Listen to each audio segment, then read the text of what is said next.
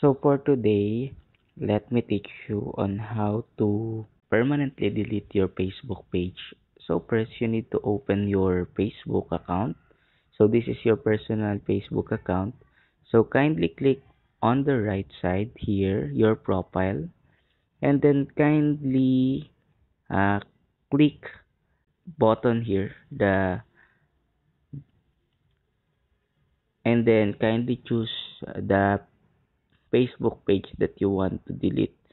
So let's say for example, I want to delete uh this page. You just need to click that, and then after that, once you already in your page, you just need to click this one, your picture, and then kindly go to settings and privacy, and then kindly click settings.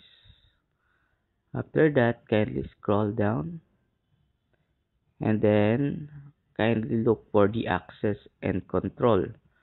Once you see the access and control, kindly click that, and then kindly click the activation and deletion. So once you click that, you have the two options. It's either to deactivate the page temporary, or you want to delete the page permanently. So for my case, I want to delete the page permanently, and then click continue. After that, you can choose anyone here, or you can just simply click continue, and then you have the option. Before you delete, you can save post in your archive, download your information, or transfer your information. But for my case, I don't want to download or transfer anything, so continue.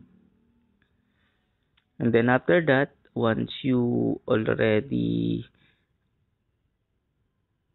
click the continue, you are going to enter your password before you delete the page. So I will enter the password first.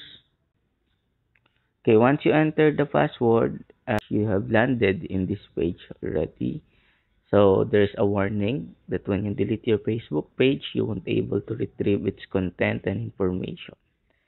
So just need to click continue, and then delete page, and you have 30 days to reactivate it. Okay, so delete page. Okay, so we're done deleting the page. So that's it for today.